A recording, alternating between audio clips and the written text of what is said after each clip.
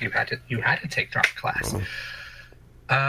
So I took it, and I began enjoying it. I was very shy. I always was shy, and again, being kind of like being in a class like full of kids that are like, picking on you and stuff. It kind of trying to think. It was an interesting experience because I wanted to be present, I wanted to participate, and I would participate, but it was very daunting.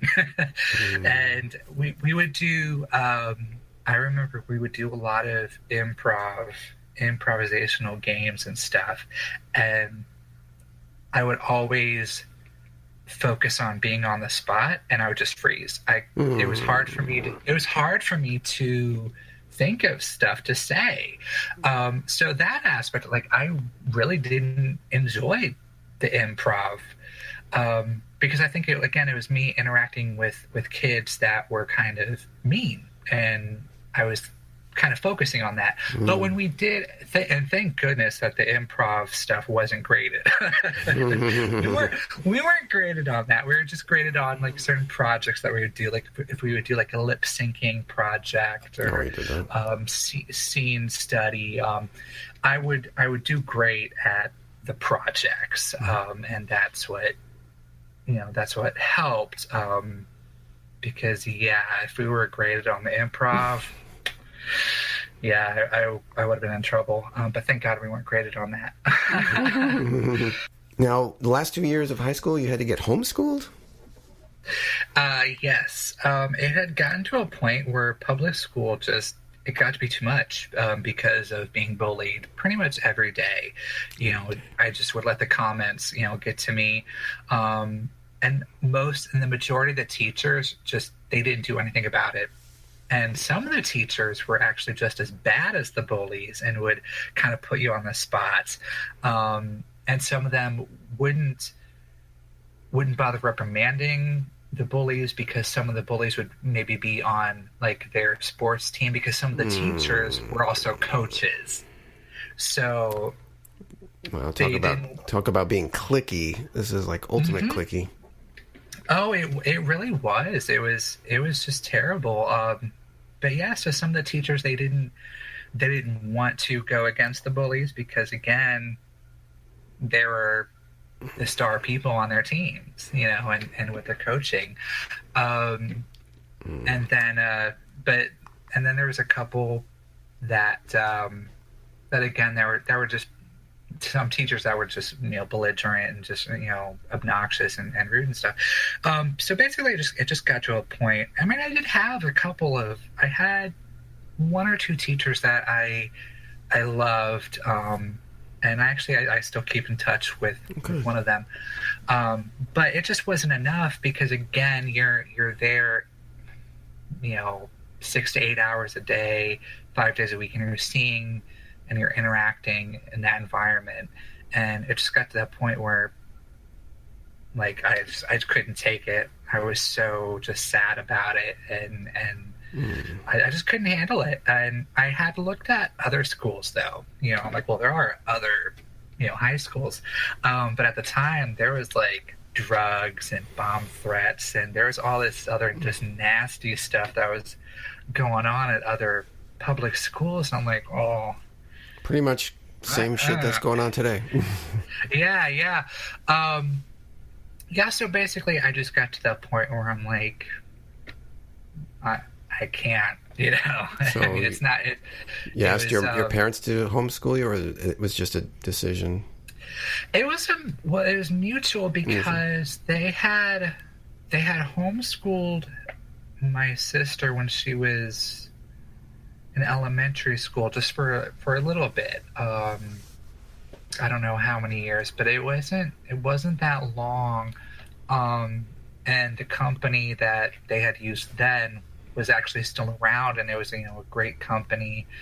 It was a Christian Liberty Academy out of Illinois, and so we just sat down and we talked about it, I wasn't really interested in like a private school or anything like that. I got to the point where I became so introverted that I figured I think I'm just better off being homeschooled. And yeah, so it was very much mutual. How do you explore the arts when you're being homeschooled? How does that? Well, that's a great question. I would still go see the shows that were put on at the high school. There were, students that we weren't really like, friends or best friends or anything. I just knew that they were like the nicer students. So yeah, basically I would still go and see the shows that the high school would put on, and to support the ones that I did like, the kids that I did like. And one of the kids, I remember he was doing The Sound of Music at a local theater, Richey Suncoast Theater, and he was telling me about it. And so, he's like, yeah, we're doing The Sound of Music, so, come and see it. And so I told my mom about it, and she loves The Sound of Music, and she's never seen like a staged version of it. So my mom and I went to go see it. We went to go see The Sound of Music, and while we were there was a brochure in the playbill, and it was advertising the auditions for the upcoming season, and one of the shows was Annie. And I loved Annie growing up, the 1982 version, with Tim Curry as Rooster, and I'm like, well, this would be fun.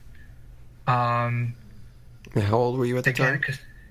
At that time, I was 16. When I saw Sound of Music, I was 16, but then by the time the auditions for Annie came about, then I was 17. So yeah, I just decided to go out for it, because again, I love the music and I love the characters, and I just went for it. And at first I didn't get in. At first, they're like, well, you can be crew. And I was like, oh, okay, cool, yeah, sure. It'll help get me busy. So the director had told me to, stop by the theater, at a certain time. And she's like, you can even come when we start rehearsals just to, check out the theater and whatnot. So I did.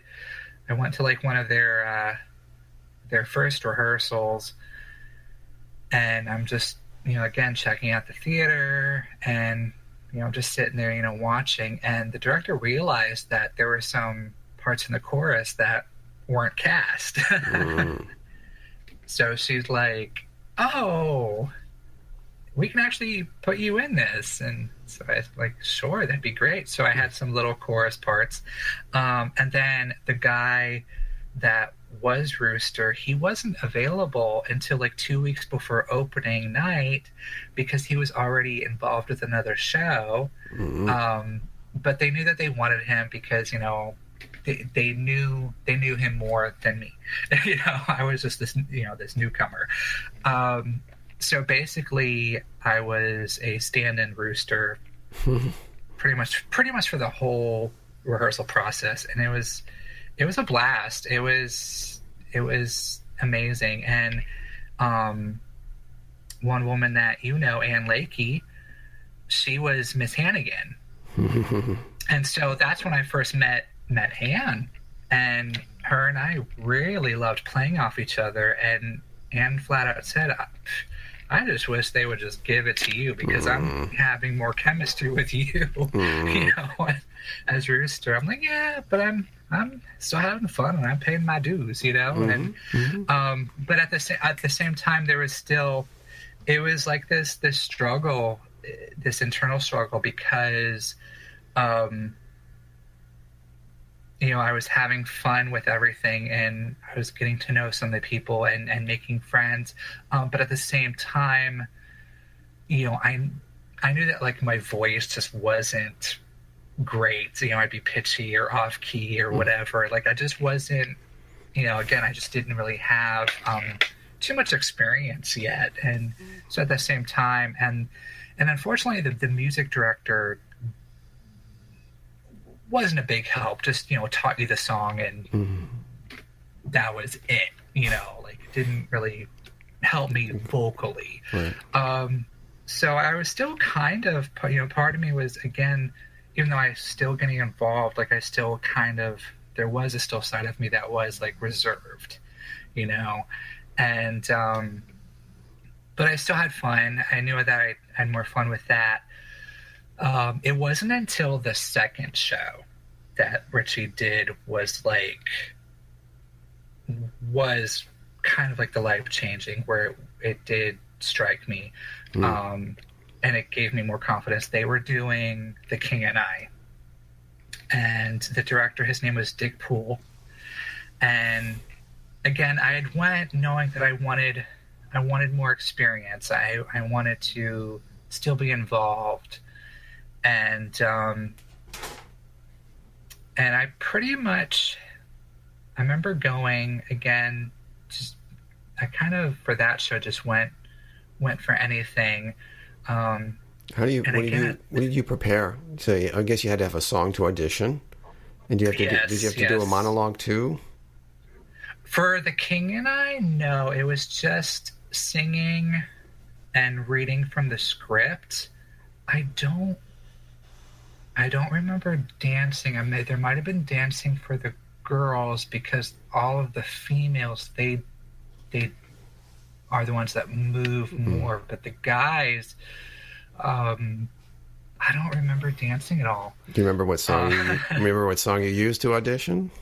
Yes, I sang Edelweiss, from The Sound of Music, and so yeah, I sang Edelweiss, and so I did that. I did the initial audition, and then, but right before, pretty much the auditions were kind of getting done, but the director, he had took me aside and he's like, "Hey, can you and your mom stick around?" And I said, yeah, sure. And he's like, "I want you to go up there and sing your song again." I'm like, oh, okay. So I went up and I sang it, and he's like, do it, do it a little louder. And so I'm like, okay. And then this is literally like, I tell people that it's like the scene in the movie Sister Act, where like Whoopi Goldberg, she is like now in charge of the nuns and rehearsing, and there is this one nun, Sister Mary Robert, that was very meek and shy, and then Whoopi's like, "Okay, get over here. I see your mouth moving, but I'm not hearing anything." And so she's telling her to, sing out more. And so once Sister Mary Robert sings out, then it's discovered that she can like really sing, when she's kind of given that the right motivation, the right attention, the proper, motivation.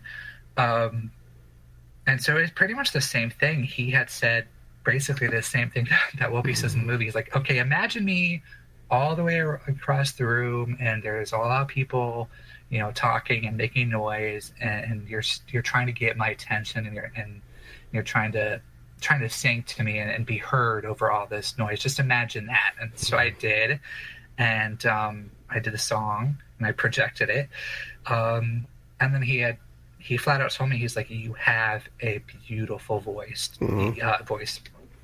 He's like, "You have a gift." And so those words was very inspiring because at that point I still didn't really know. Again, I did sing when I was involved with Annie, but it wasn't really projected, and it wasn't, it just wasn't good in my opinion. And again, with all those emotions, and being introverted, it was just a different experience. Like I wasn't where I needed to be mentally, and And so, yeah, so when he had said that, that helped, because I was like